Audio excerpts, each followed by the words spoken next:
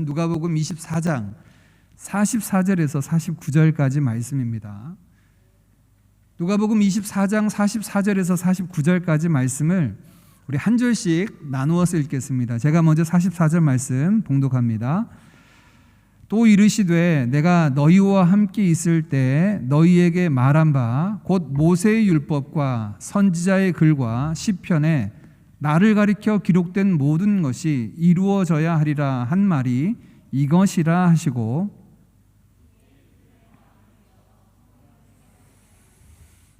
또 이르시되 이같이 그리스도가 고난을 받고 제3일에 죽은 자 가운데서 살아날 것과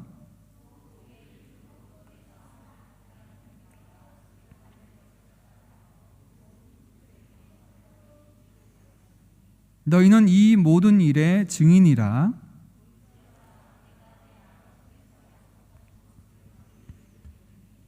너희는 위로부터 능력으로 입혀질 때까지 이 성에 머물러라 하시니라. 아멘. 오늘 우리가 그리스도의 제자된 자의 사명을 나누는 마지막 시간입니다. 마지막 그리스도인의 제자된 자의 삶은 증인된 제자다라는 제목으로 나눌 텐데요. 그리스도인들에게 주어진 사명 중에 증인된 사명, 복음의 전파자가 되어야 된다 하고 하는 것은 아마 모르는 이가 없을 것입니다. 우리도 역시 복음 전파자, 증인들에 의해서 복음을 듣고 믿어 구원을 받았고요.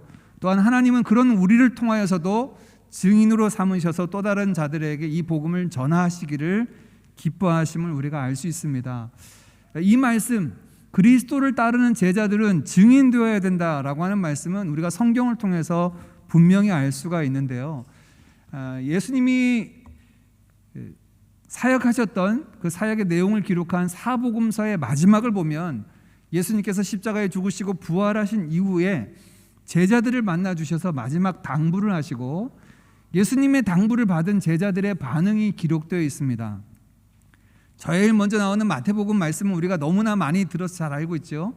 마태복음 28장 18절부터 20절 말씀, 대위임령을 보면 예수님께서 그들에게 맡겨주신 것은 가서 제자 삼으라 라고 말씀하시며 그들로 하여금 증인되라고 말씀해 주셨죠. 마가복음은 제일 마지막 절이 마가복음 16장 20절인데요 16장 20절 말씀 우리 한번 같이 읽어볼까요? 시작. 제자들이 나가 두루 전파할세 주께서 함께 역사하사 그 따르는 표적으로 말씀을 확실히 증언하시니라. 이 마가복음의 마지막 절입니다. 마지막 절 보니까 하나님의 그 표적을 따라 말씀을 확실히 증언하셨다. 영어로는 프리칭으로 되어 있지만 증인된 그들의 말들을 이야기하고 있음을 볼 수가 있습니다.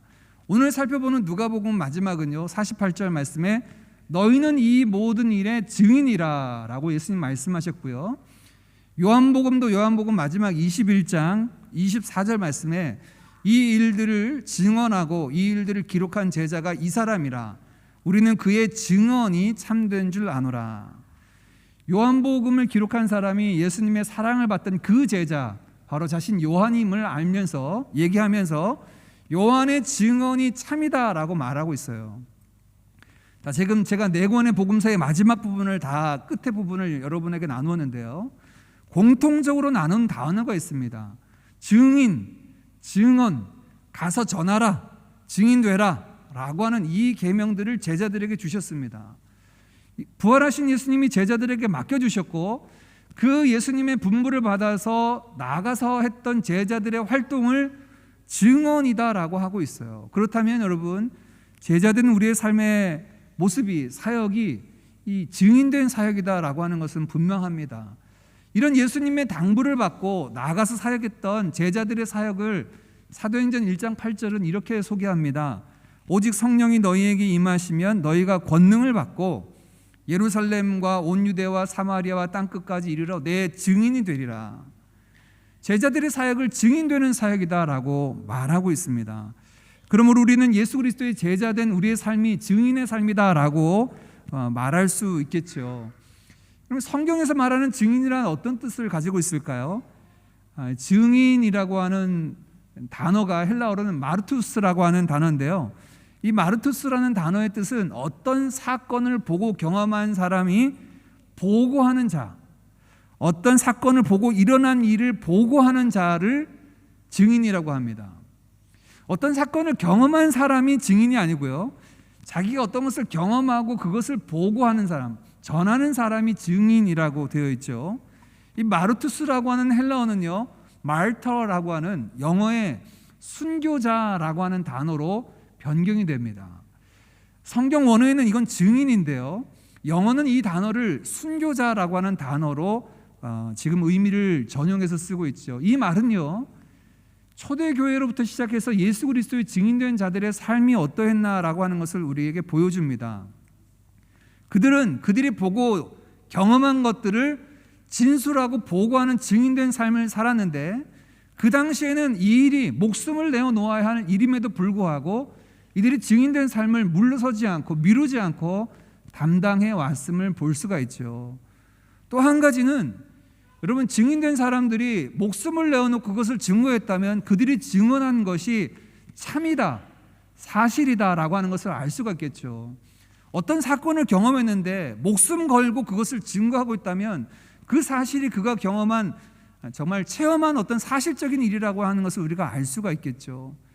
성경에서 증인이라고 말씀하시는 부분들을 초대교회와 교회 안에서 수많은 증인들이 순교자의 삶을 살면서 예수의 복음을 전하고 왔음을 우리는 분명히 알 수가 있습니다. 오늘 우리가 본 이 누가복음은 바로 누가복음 마지막 부분에 부활하신 예수님께서 제자들을 찾아오셔서 당부하시는 내용입니다. 오늘 본문 앞서서 누가복음 24장 앞절을 보시면요, 예수님이 부활하신 이후에 유월절을 마치고 그의 집으로 돌아가는, 엠마오로 내려가는 두 제자가 있었습니다. 글로바라고 하는 사람과 또 다른 한 사람, 이 두 제자가 엠마오로 내려가는 길에 슬픈 기색을 갖고 서로 대화하고 있는데, 그들에게 예수님이 찾아가서 말씀하십니다. 너희들 무슨 대화를 나누는데 이렇게 슬퍼하느냐? 그러자 이 글로바와 또 다른 제자가 예수님에게 하는 말이, 당신은 예루살렘에서 내려오면서 그 예루살렘에 있었던 소문을 듣지 못했어? 예루살렘에 며칠 전에 하나님의 선지자라고 알려진 예수님이 십자가에 못 박혀 죽었고 몇몇 여인들이 그의 무덤이 비어있고 살아났다라고 지금 그 일을 증거하고 있는데 이 소식을 못 들었어? 라고 예수님에게 이야기합니다. 그런 이 두 명의 제자에게 예수님이 누가복음 24장 25절 26절 이렇게 말씀하십니다. 이르시되 미련하고 선지자들이 말한 모든 것을 마음에 더디 믿는 자들이여, 그리스도가 이런 고난을 받고 자기의 영광에 들어가야 할 것이라고 말씀하지 아니하였느냐? 미련하고 선지자들의 말한 모든 것을 마음에 더디 믿는 자들아 라고 말하며, 그들이 이야기하고 있는 그 주제요, 예수님의 십자가 죽음과 부활이라고 하는 것이 선지자의 글들에 나와 있다라고 예수님이 설명을 해 주시죠. 내려가는 길에 그 성경으로 그 말씀을 증거하고 설명해 주신 이후에 식사 자리 예수님이 축사하시고 눈을 뜨니 예수님은 그 자리에 없으셨지만 이들이 그제서야 그분이 예수님인 줄 깨닫죠. 글로바와 또 다른 제자는 이 상황 끝에 이렇게 고백을 합니다. 32절입니다. 그들이 서로 말하되 길에서 우리에게 말씀하시고 우리에게 성경을 풀어주실 때에 우리 속에서 마음이 뜨겁지 아니하더냐. 자, 여러분 잘 보십시오. 지금 이 두 제자가, 엠마오로 내려가는 제자들이 뭐라고 얘기했냐면, 그들의 마음이 언제 뜨거워졌냐면 부활하신 예수님이 그들을 만졌을 때도 아니고 그들을 살폈을 때도 아닙니다. 성경을 가지고 그들에게 풀어주셨을 때 우리의 마음이 뜨겁지 않더냐라고 이야기합니다. 그들이 지금 나눴던 주제가 무엇입니까? 예수님의 죽음과 예수님의 부활이라고 하는 소문인데, 그 일이 성경을 가지고 풀어주실 때 그들의 마음이 뜨겁고 깨달음이 오고 감겨졌던 눈이 뜨여지고 예수 그리스도가 누구신지에 대한 분명한 이해가 왔다라고 이야기하고 있죠. 집으로 돌아가던 이 두 제자는요, 집으로 돌아가지 않았습니다. 그 길로 이렇게 고백한 이후에 다시 그들의 길을 되돌아 예루살렘으로 올라가서 11제자가 있는 곳에 갑니다. 제자들이 있는 그곳에 가서 자신들의 경험들, 도중에 예수님이 만나주셨고 성경 말씀에 이른 그 죽음과 부활에 관한 소식을 제자들에게 나누어주고 있을 때 바로 그 장소에 오늘 예수님이 찾아가 주십니다. 예수님은 이 11제자들이 있는 그 방에 들어가셨어요. 그리고 제자들에게 말씀하십니다. 너희에게 평강이 있을지어다 라고 그들에게 에이레네 평화를 선언하십니다. 이 제자들이 이 예수님을 보자 깜짝 놀랍니다. 놀라서 하는 반응이 예수님의 영혼인 줄 알았어요. 예수님의 영이신 줄 알고 두려워 떨자 예수님이 제자들에게 말씀하십니다. 얘들아, 나는 영혼이 아니야, 영이 아니야. 영은 육체와 뼈가 없지만, 살과 뼈가 없지만 나는 지금 너희들이 보듯이 살과 뼈가 있다라고 말씀하시며 예수님의 손과 발을 그들에게 보여주셨어요. 이 누가복음 말씀 보니까 제자들이 이런 예수님을 만나자 기쁘기도 하고 어리둥절하고 힘들어서 이게 무슨 일인가라고 마음이 막 흔들리고 있을 때 예수님께서 한 번 더 그들에게 말씀하십니다. 너희 가운데 어떤 먹을 것이 있느냐라고 하자 제자들이 금방 구운 생선 한 토막을 예수님께 드리자 예수님이 그 생선 한 토막을 드시는 거예요. 그러니까 육체가 있으시니까 드실 수 있죠. 드시면서 진짜 예수님의 부활이 영의 부활이 아니라 육체를 가지고 부활하신 것이구나라고 제자들에게 분명히 알려주셨습니다. 그리고 난 다음에 오늘 우리가 읽은 44절부터 예수님께서 그 사실에 관한 이야기를 들려주십니다. 우리 44절 말씀도 한번 같이 읽겠습니다. 시작. 또 이르시되 내가 너희와 함께 있을 때 너희에게 말한 바 곧 모세의 율법과 선지자의 글과 시편에 나를 가리켜 기록된 모든 것이 이루어져야 하리라 한 말이 이것이라 하시고. 자, 여기 보십시오. 예수님께서 십자가 지시기 전에 이미 몇 차례에 걸쳐서 제자들에게 예루살렘에 올라가셔서 고난받으시고 죽임당하시고 이후에 3일 만에 다시 살아나야 하리라 라고 하는 것을 그들과 함께 계실 때 알려주셨어요. 제자들은 이거를 듣지 못한 자들이 아닙니다. 듣고 알고 있었던 자들이지만 실제로 그 일이 이루어졌을 때 예수님의 십자가 죽음 앞에서는 도망쳤고요. 부활하신 예수님을 바라보고는 진짜 부활하셨는지 두려운 마음으로 어리둥절하는 마음으로 그렇게 예수님을 바라보고 있었던 것이 제자들의 모습이었죠. 예수님이 다시 이야기하십니다. 전에 내가 얘기했던 것이 이것이 아니냐라고 말씀하시며 그것은 예수님 당신 자신의 진술만이 아니라 이미 성경에 그렇게 이른 것이다 라고 얘기합니다. 잘 보십시오.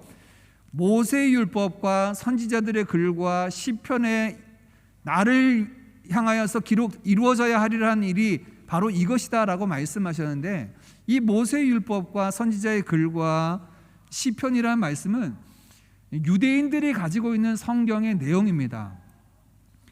유대인들은 구약 성경을 타나크라고 부릅니다. 이 타나크라는 단어는 그들이 가지고 있는 성경 세 권의 첫 자를 딴 건데요. 모세오경을 율법서 토라라고 부르고요. 두 번째 느비임이라고 하는 예언서가 있고요. 세 번째 케투비임이라고 하는 성문서가 있습니다. 가운데 있는 이 예언서 느비임이라고 해서 선지서만 다 있는 건 아니고요. 사사기도 이곳에 들어가 있고 사무엘 상하 열왕기서도 이 느비임 가운데 있습니다. 유대인들은 구약 성경을 크게 이렇게 세 부분으로 나누어서 봅니다. 토라와 느비임과 카투빔으로 보는데 이 각각의 첫 글자를 떼서 타나크, 토라, 느비임, 케투빔의 첫 글자를 따서 타나크라고 성경을 일컫습니다. 즉 예수님 당시에도 이렇게 성경을 바라보고 있는데 모세의 율법과 선지자들의 글과 시편이라고 하는 성문서의 대표적인 시편을 거명하시면서 성경에 나에 대해서 말하며 이루어져야 하리라고 한 말이 바로 이것이다 라고 말씀해 주셨습니다. 자, 이제 저를 보십시오. 예수님께서 지금 죽으시고 부활하셨어요. 제자들을 만나 주셨습니다. 어리둥절하고 무서워하는 그들에게 전에 내가 이야기하지 않았느냐라고만 얘기하시지 않았어요. 이 일은 이미 일찍이 성경에 이렇게 기록된 것이 이루어진 것이다 라고 말씀을 하신 것입니다. 성경의 약속대로 예수님께서 죽으시고 부활하신 것이죠. 예수님은 일찍이 요한복음에 제자들에게 이렇게 말씀하셨어요. 너희가 성경에서 영생을 얻는 줄 생각하고 성경을 연구하거니와 이 성경이 내게 대하여 증거하는 것이다. 예수님의 삶과 사역, 십자가 죽음과 부활을 성경이 이미 담고 있고 그것을 통하여 영생 얻게 된다라고 하는 것을 분명히 말씀하셨죠. 제자들도 그렇게 알고 전했을까요? 예, 물론입니다. 바울은 고린도전서 15장 3절 4절에 그가 전하는 복음을 이렇게 소개합니다. 내가 받은 것을 먼저 너희에게 전하였노니 이는 성경대로 그리스도께서 우리 죄를 위하여 죽으시고 장사 지내신 바 되었다가 성경대로 사흘 만에 다시 살아나셨다. 바울과 제자들이 전한 복음을 보면요, 예수님의 죽으심과 다시 사심에 관한 근거를 어디에 두고 있냐면 성경대로라고 이야기를 하고 있습니다. 예수님은 지금 부활하신 이후에 당신의 죽음과 부활이 바로 성경의 성취다라고 하는 사실을 알려주고 있죠.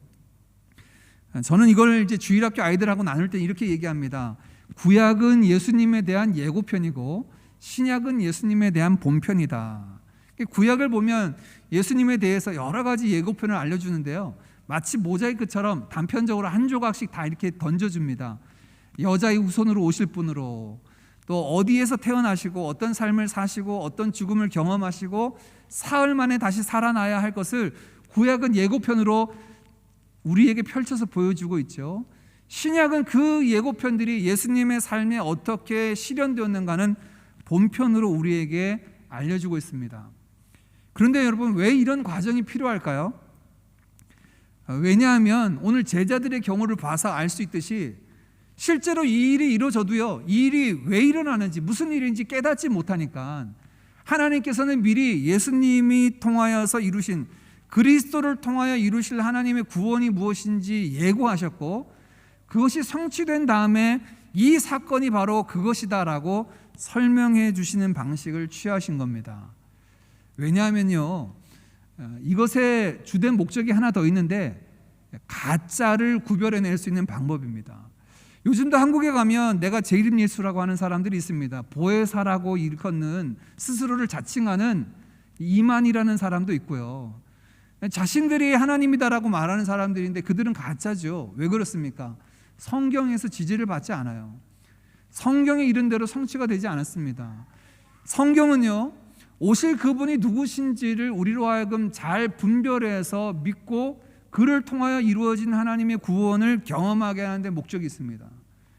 예수님은 성경대로 오셨고 성경대로 죽으시고 성경대로 다시 살아나셔서 하나님이 미리 약속하신 우리의 구원, 그리스도가 되셨음을 우리는 알 수가 있습니다.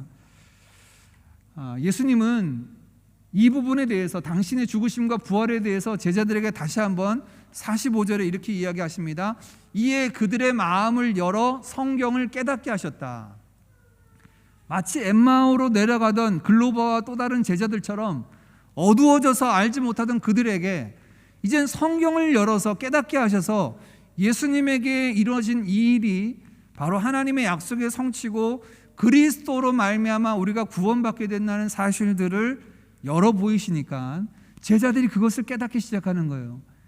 예수님의 죽음의 의미가 무엇이고 그가 다시 살아나셔서 우리 가운데 이루신 구원이 무엇인지 깨닫게 된 것입니다. 예수님이 이때 구체적으로 성경을 풀어 쓰신 말씀이 45절 다음 절인 46절, 47절 이렇게 되어 있습니다. 우리 같이 한번 읽어봅니다. 시작.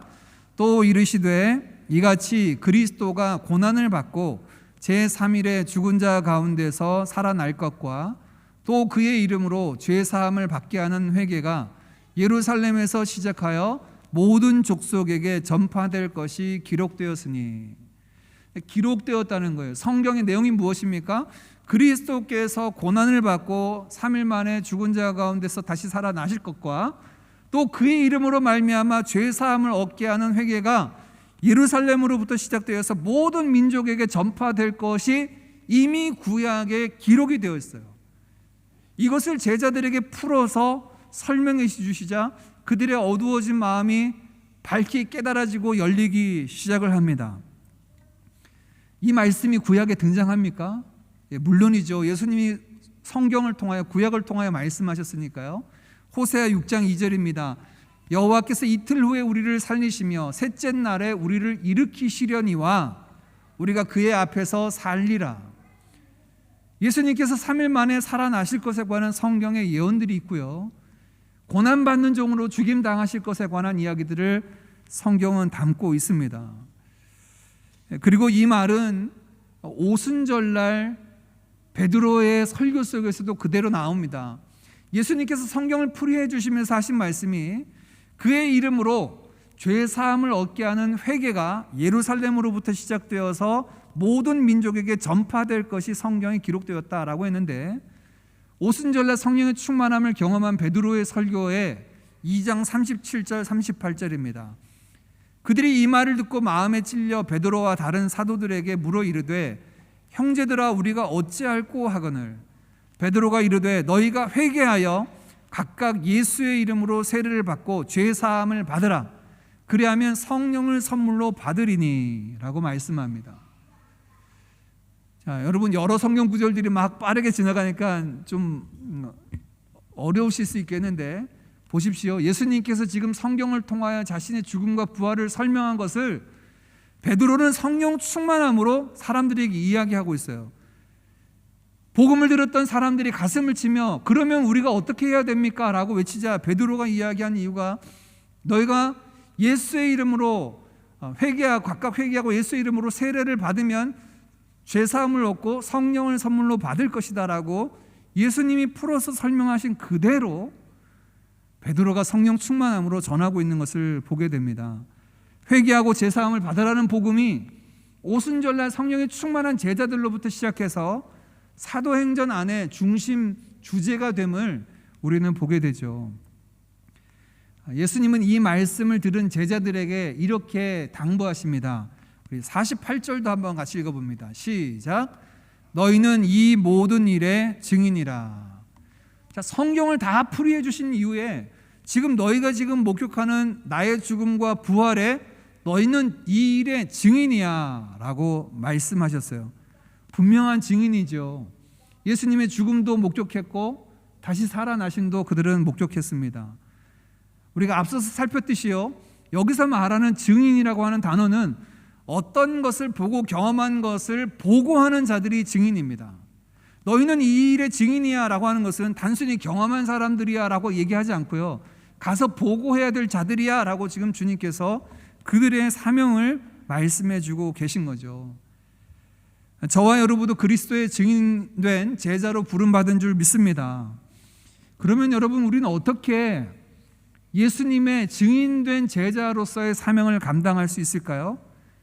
오늘 예수님께서 보여주신, 제자들에게 말씀해 주신 이 방식을 잘 따라야 됩니다.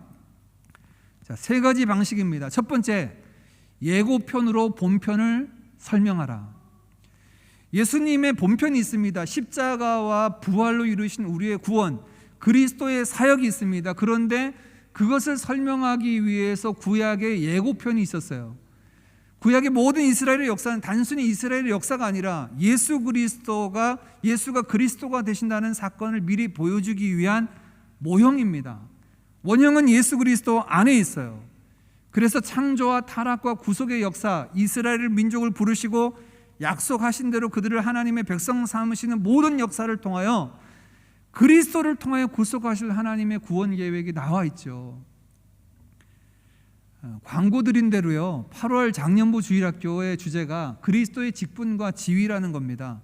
여러분, 이제 장년부 주일학교 영상을 보시면 구약에 등장하는, 신구약 전체에 등장하는 예수님의 삼중직을 보게 됩니다. 예수님은 선지자셨고 제사장이셨고 왕이셨다. 이 그리스도라고 하는 단어 자체가 기름 부음 받은 자라는 뜻인데요, 구약에는 이스라엘 백성들 가운데 기름 부어서 세움 받는 사람이 세 사람입니다. 선지자, 제사장, 왕이 기름 부어 세움 받는데요, 예수님이 그런 삼중직을 감당하시는 겁니다. 그래서 선지자로서 하나님께서 우리를 어떻게 구원하시는가 하는 하나님 나라 복음을 우리에게 전해주시죠. 제사장으로서 친히 자신의 몸으로, 흠없는 몸으로 제사 지냄으로 우리의 모든 죄를 사하시고 하나님과 화목제물이 되셔서 우리를 연결해 주셨죠. 왕으로서 우리를 다스려 주셔서 그의 말씀 앞에 복종해서 거룩하고 의로운 백성으로 살도록 인도하실 뿐 아니라 우리를 악한 권세에서 지키시는 왕으로서 주의 백성들을 돌보시고 계시는 것이 예수님의 사역입니다. 여러분, 예수님께서 이 땅에 오셔서 지상사역하셨고 제자들에게 당부하신 그 일이 왜 그 일을 하셨을까에 대한 내용이 구약의 선지자들의 일에, 제사장의 일에, 왕의 일에 고스란히 묻어 있고, 그것이 예수님의 삶 가운데 설명이 되는 겁니다. 예고편으로 본편을 설명하기 위해서 준비하십시오. 여러분이 누군가 만나서 예수님의 십자가와 부활을 전할 때, 야, 그걸 어떻게 알 수 있어, 믿을 수 있어 라고 이야기할 때 일찍이 하나님께서 우리에게 보여주셨고 말씀해 주셨던 것들을 통하여 예수님을 설명할 수 있어야 되겠죠.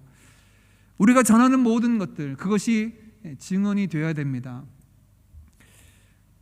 제가 낙도 선교를 간 적이 있었다라고 여러분과 나눴는데요.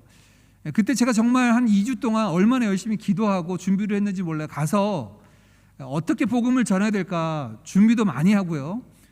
교회 기도 부탁도 하고, 그래서 교회 청년부에서 저한테 뭐 한 가방이나 전도 용품 선물들을 주셨어요. 뭐 반지꼬리부터 시작해서 뭐 별거 선물을 다 줘서 가져가라고 해서 제가 기도 후원도 받고 전도 용품도 받고 이제 낙도를 갔습니다. 그런데 첫날, 이튿날, 3일째 되는 날 저는 심한 좌절감을 맛보게 되었습니다. 왜냐하면 저랑 이제 2명씩 짝을 지어서 집집마다 다니면서 복음을 전하는데, 문을 두드리고 들어가면 처음엔 너무 반갑게 맞아주시는 거예요.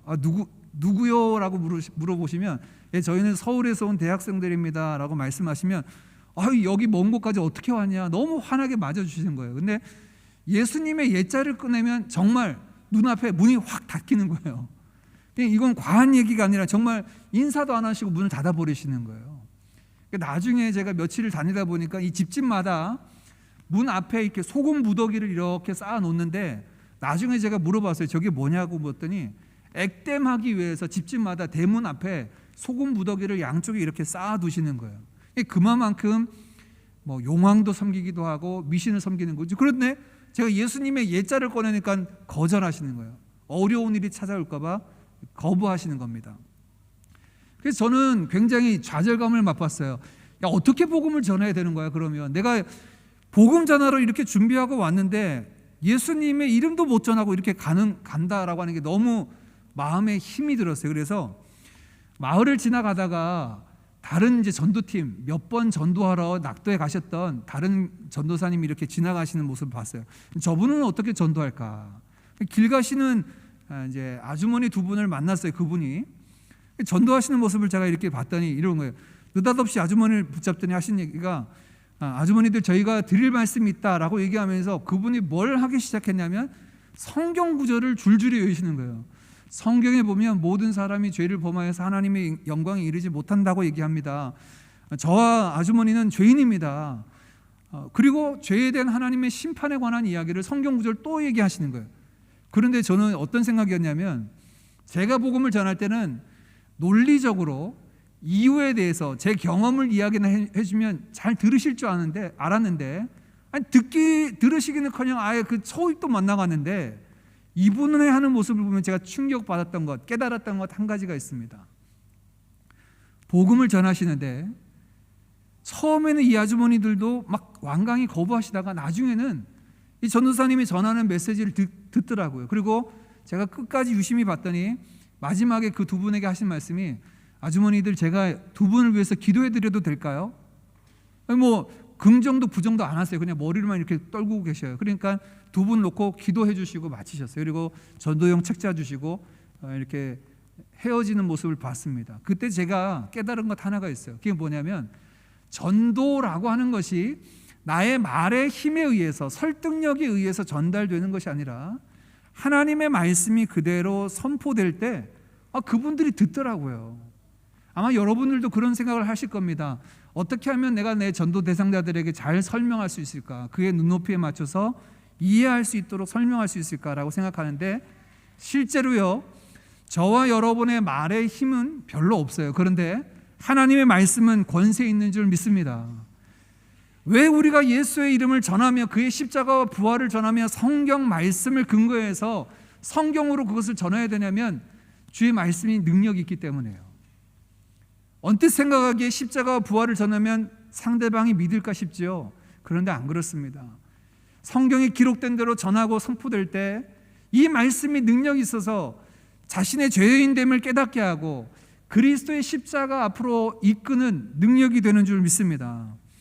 여러분, 그러기 위해서 저와 여러분 준비해야 돼요. 왜 이런 어려운 장년부 주일학교를 통해 소요리 문답을 나누고 과거에 있었던 예수님의 선지자직은 뭐냐, 제사장직은 뭐냐, 왕직은 뭐냐, 왜 이런 거를 해야 됩니까? 왜냐하면 지금 예수님께서 하신 말씀 그대로예요. 예수님이 제자들에게 하신 방법이 그겁니다. 성경을 통하여 자기 자신의 사역을 설명해 주자 제자들의 눈이 밝아졌어요. 깨달아졌어요. 예수님이 그리스도시구나, 바로 그분이구나 라고 알게 되었습니다. 그렇다면 여러분, 저와 여러분은 마찬가지예요. 성경에서 말씀하신 부분들이 무엇인가를 알고 그것이 예수님을 통하여서 성취되었다는 사실들을 분명히 준비하는 것이 전도인으로서 준비해야 될 우리의 모습일 줄 믿습니다. 여러분, 그렇다면 한번 보십시오. 여러분이 지금까지 들었던 수많은 말씀과 수많은 전도의 훈련들 속에서 나는 어떤 말씀을 통하여 그리스도의 죽으심과 부활을 전할 수 있을까? 그 말씀을 여러분 마음에 새기고 준비하십시오. 이것이 우리에게 필요할 줄 믿습니다. 두 번째, 예수님이 제자들에게 하신 말씀이 너희는 이 일의 증인이라 라고 하셨어요. 이 일의 증인이라. 제자들은 직접 예수님의 죽음과 부활을 목격했죠. 여러분, 전도인으로서 증인된 제자로서 우리가 해야 될 것 두 번째, 증인이 되어야 됩니다. 증인이라고 하는 것은 보고 듣고 경험한 것을 보고하는 자들이라고 이야기했어요. 그럼 저와 여러분은 어떻게 예수님의 십자가 죽음과 부활의 증인이 될 수 있습니까? 우리는 예수님의 십자가도 보지 못했고 예수님이 다시 살아나신 것도 눈에 보지 못했는데 제자들처럼 생선을 들여서 드시는 모습을 보지도 못했고 그 손과 발을 보고 만져보지도 못했어요. 근데 어떻게 우리가 예수님의 증인이 될 수 있을까요?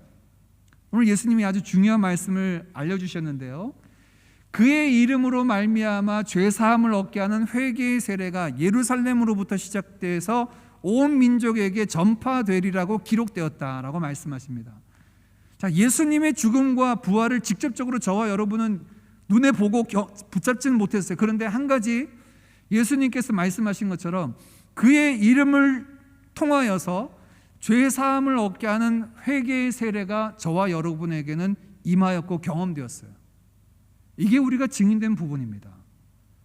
실제적으로 예수님의 죽음과 부활을 목격하지는 않았지만 그의 이름을 통하여서 죄사함을 얻게 하는 회개의 놀라운 역사가 우리 안에 변화된 삶을 통하여, 거듭난 삶을 통하여 경험되었어요. 그렇다면 우리가 복음을 전할 때 이렇게 전해야 됩니다.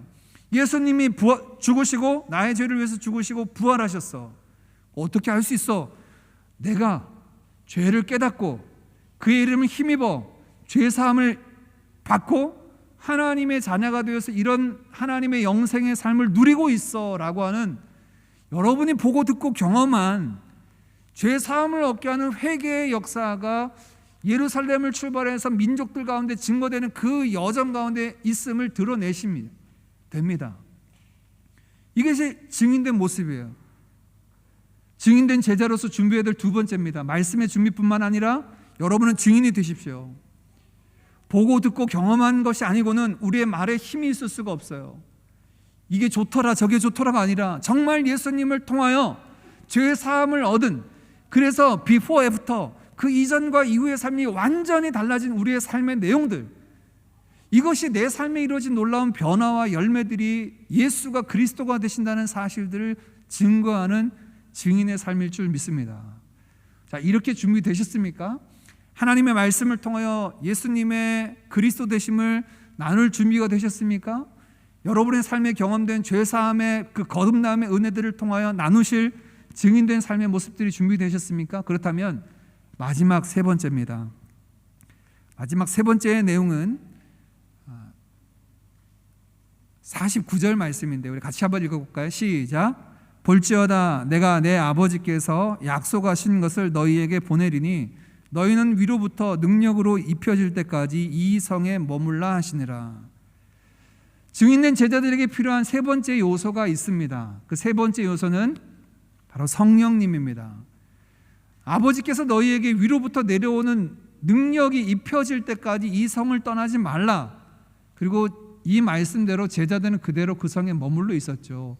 이 말씀을 같은 저자인 누가가 이어진 사도행전 속편에 1장 8절에 이런 말씀을 하셨습니다. 오직 성령이 너희에게 임하시면 너희가 권능을 받고, 위로부터 우리에게 덧입혀질 능력이라고 하는 것은 성령의 권능이다. 덧입혀져야지만 우리가 땅끝까지 이르러 그의 증인 될 것이다 라고 말씀하셨어요. 자, 말씀을 정리하고 마칩니다. 여러분, 제자된 저와 여러분은 증인된 제자가 되어야 됩니다. 예수가 그리스도가 되신다라고 하는 사실에 증인된 삶을 사는 것이, 사역을 감당하는 것이 제자들이에요. 그럼 어떻게 그 사역을 감당하시겠습니까? 예수님이 제자들에게 오셔서 말씀해 주신 것처럼요, 예수가 그리스도 되심을 성경을 통하여서 우리가 이야기해 줘야 돼요. 이스라엘에게 찾아오셔서 약속해 주시고 약속하신 것이 어떻게 성취되었는가, 예수님의 십자가와 부활을 성취된 것이 여러분의 삶에는 어떻게 경험되었는가를 준비하십시오. 그리고 깨어 기도합시다. 제자들이 이 성 예루살렘을 떠나지 않고 열흘간 마가의 다락방에서 힘써 기도할 때, 불의 혀와 같은 성령의 권능이 그들 가운데 입혀질 때 담대히 나아가서 너희가 십자가에 못 박은 예수를 하나님이 그리스도가 되게 하셨다, 주와 그리스도가 되게 하셨다고 외쳤던 베드로와 사도들처럼 성령의 권능을 힘입고 예수의 증인된 제자로서의 삶을 살아가는 저와 여러분 되기를 원합니다. 이것은 선택이 아니에요. 특별한 누구에게만 맡겨진 사역이 아니라 그리스도를 따르고 그리스도를 섬기고 그리스도를 전하라고 부름받은 저와 여러분 모두에게 주신 사명일 줄 믿습니다. 그것을 향하여 달려나가는, 준비하는 우리 모두 되기를 간절히 원합니다. 함께 찬양하겠습니다.